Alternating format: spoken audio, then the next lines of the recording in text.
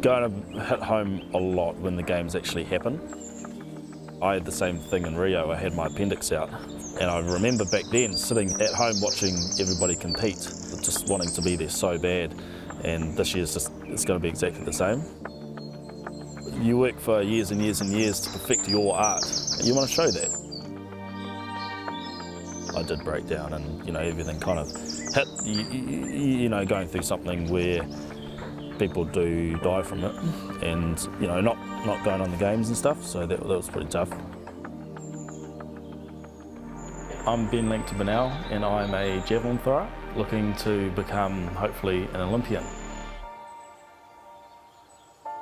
I had just a normal sort of a flu, it was a pretty sore throat, and then on the Sunday I started getting heartburn, or like a burning sensation in the middle of my sort of chest. At that point I sort of said to my flatmates, hey, I'm gonna head into A&E. So I went into hospital and did some tests and ended up spending a week in there doing tests and got diagnosed with myocarditis, which is life-threatening.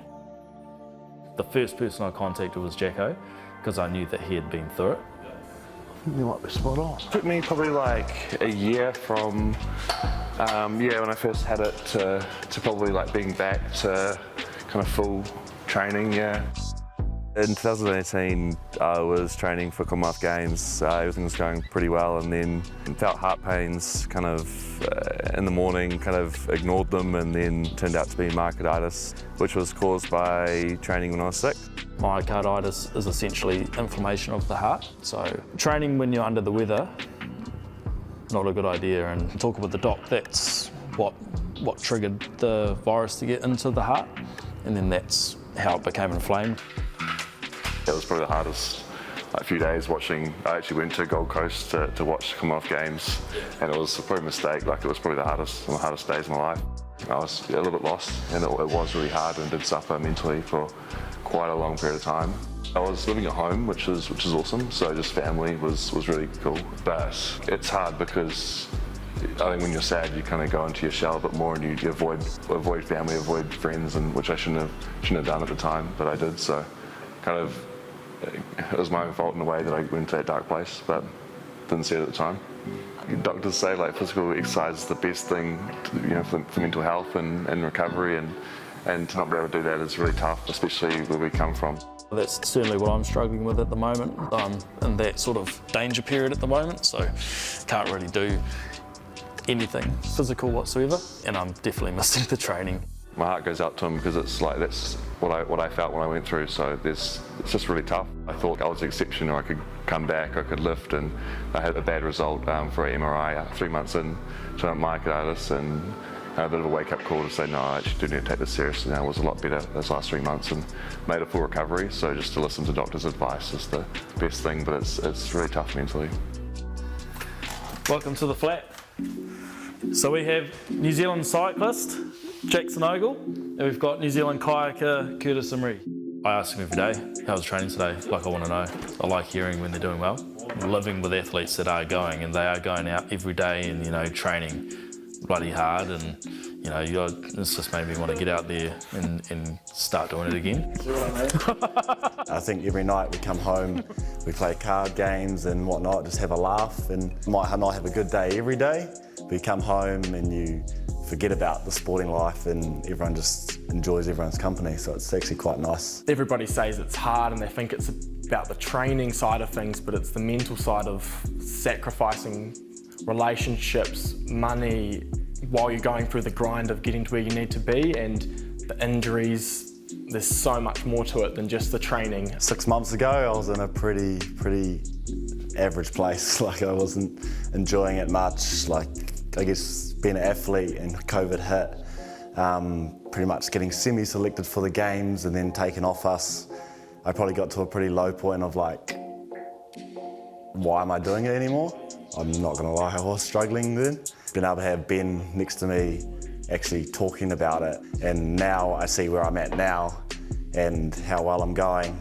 I just look back and know I was in an average place, and I've had all these people get me from probably nearly throwing it in 6 months ago to heading to the games and on the best form of my life. It's been really tough, yeah. You know, and it's made a lot of athletes think about the sort of things outside of sport too, which just again adds on to the pressures as well. I'm starting a company at the moment with one of my best friends, so my time and effort is just going into that for the time being, and I have been connecting with a few coaches as well and planning that next phase too, so it's a good time to plan and build something outside of sport. Prior to being diagnosed with myocarditis, I was gearing up to try and qualify for the Tokyo Games for Javelin. 2017 was when I made my first black singlet team, so that was London 2017 World Championship year. Oh, it's amazing. You know, there's just tiers and tiers of people. Everything about the competition was pretty incredible. Something that stuck with me was Usain Bolt's last ever professional competition, so being able to watch, you know, athletes of that caliber compete, and you know, he was staying pretty close to where we were as well, which was pretty cool, just to sort of, you know, have a yarn every now and then with him.